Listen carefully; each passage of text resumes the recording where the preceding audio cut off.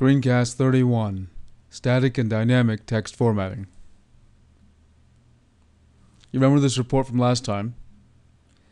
What it did was it fetched some XML from a service in the cloud called colorlovers.com, and it printed out the colors, and it set the color, it used the colors as the background values for certain cells. So that was an example of dynamically controlling the background color.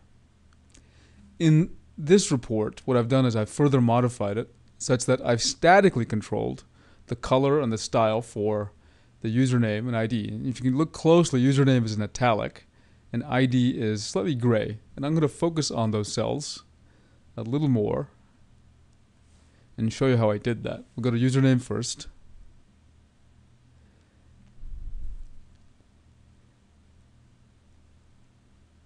And, oops, one second.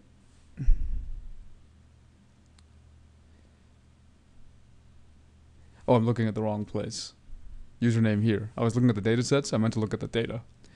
So the style is set to, the font style is set to italic here, right? I could change it back to normal. Click here. You see it goes there. And this is set to, the ID has been set to gray. I'll make it red so you can see a little more clearly what's going on. So I made that red, and maybe I've changed username to, I don't know, let's go ahead and just say 12 or I don't know, 18 points. Why not? So these will always be this size in the report. It's not dynamically controlled. Interesting to notice what happens when I do that. These cells are set to grow. No, and actually that's kind of a pretty looking report in its own way. But I don't want to do that. I could have messed up the report. How do I go back and reverse all this? It's not obvious. You probably think I'm going to go back here and change this to black or something, right? Or and change the username back to 8 point. But what if I don't remember? We're kind of stuck. Well, what's interesting here is you take a look at these nodes. You'll notice they have a parent style node. And if you look at title, which I haven't changed, the style node just says default. But username says overridden. So does ID, right? And color 1 is overridden for the background color. What this means is this has been overridden from the style template. So, even though it is not totally clear, when you see overridden and you click on the ellipsis, right, you'll get the normal editing thing. But if you right click on the ellipsis, you can actually click reset and it'll go back and to default. And now you can see username is its original formatting. And same with ID. Right? Overridden, right click, not left click. Reset. There we go. So that was static. And I'll just go ahead and change username back to style italic because this is useful for me later. Font style italic. So that was static text formatting.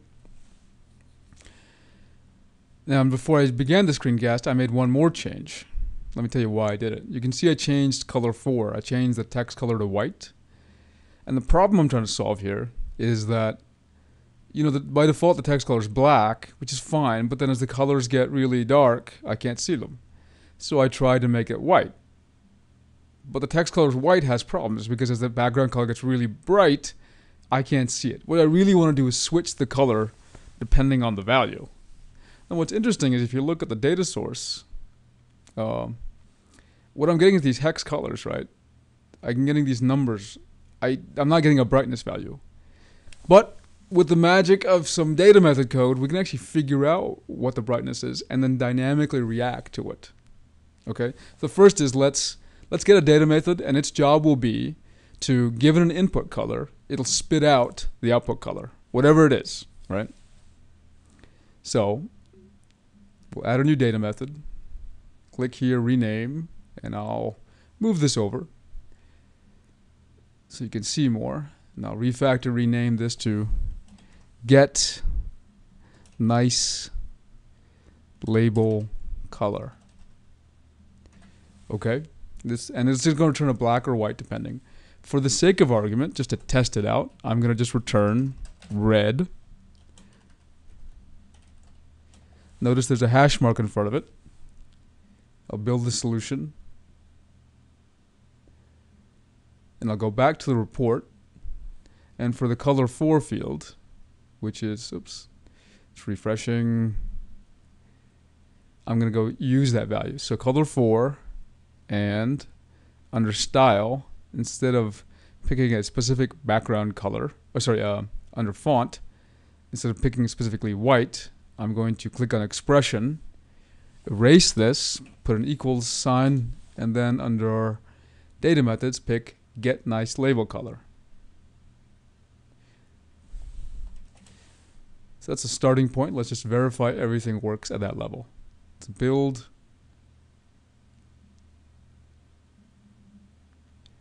Okay, so we should see red for everything.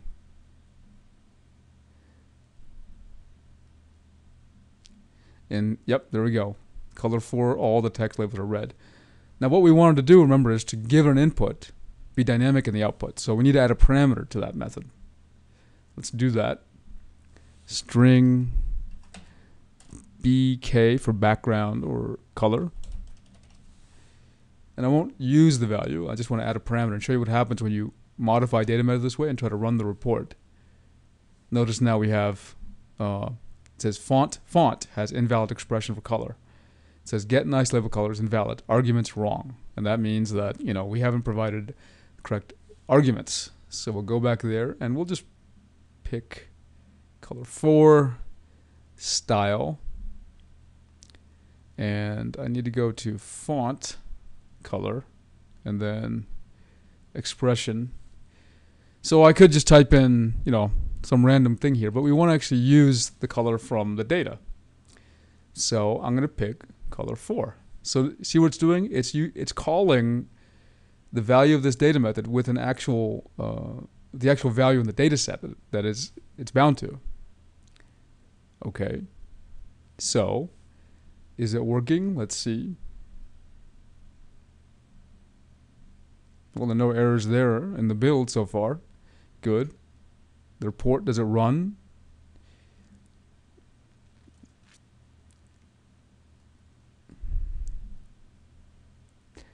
Let's take a look. Yep. Now, just to verify we're actually using the input, let's go back to the method and let's just spit out the color we got in. And then you shouldn't see any text because it's the same color, so we should not be able to distinguish it, right? Build.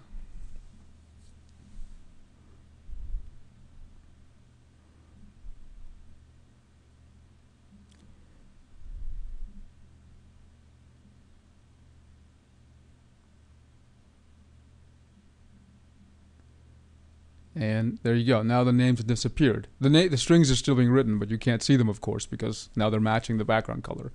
Now we get tricky.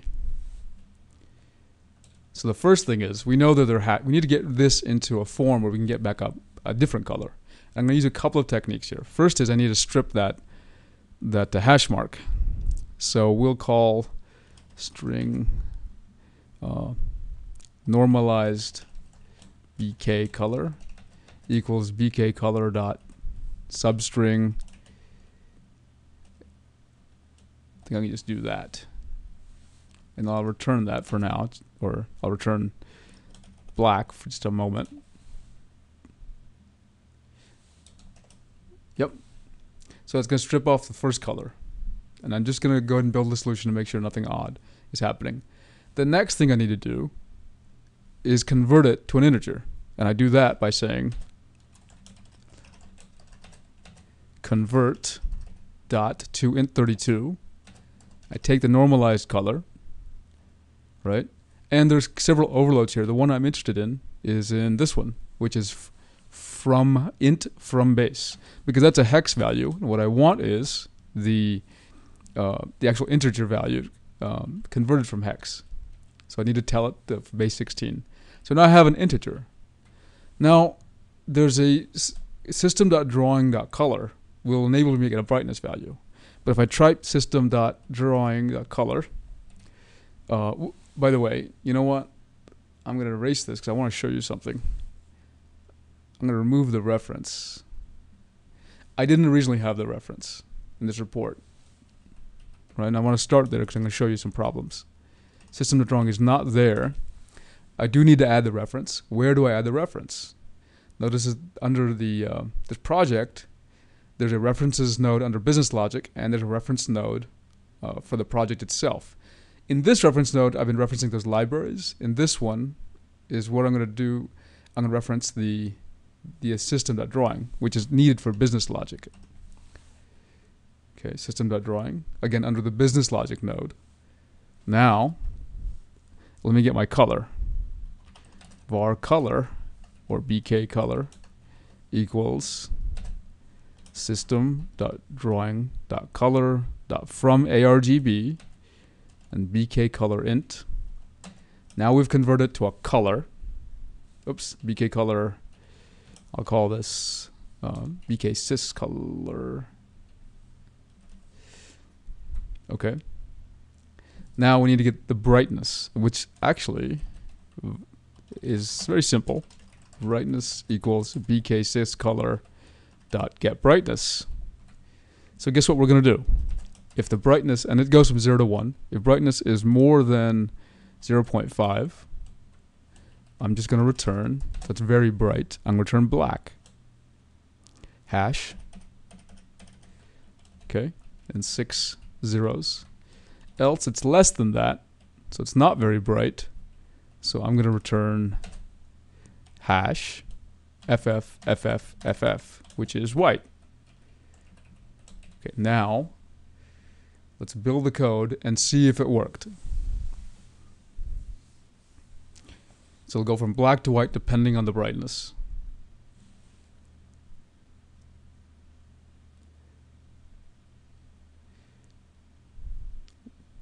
Do you see it? Under color 4, you see it's black there, white there, black there, black there, white, white. This is a little bit probably an edge case. It's debatable whether it should have probably gone black there, but I can always just change where I switch. But overall, pretty good job.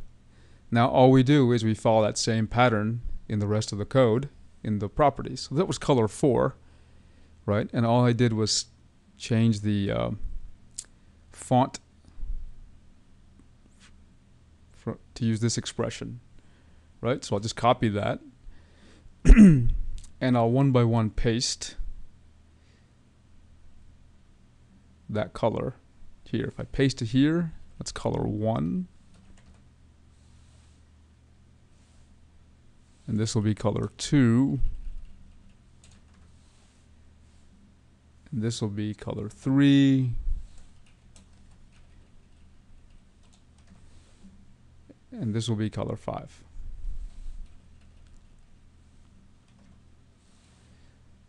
And I didn't change any business logic, so I can just click on the preview and let's see what happens. There you go. Right? And you can see how, depending on the background color and the data in the data set, the formatting of the text color changes so that the text is always readable. Okay, so a quick review what we've covered. We've covered how to make static changes to text formatting, making something like italic or changing the color. We've learned how to reset the formatting of these things, right, when you're using an auto design. And finally, we've shown you how to dynamically change formatting of text based on input data.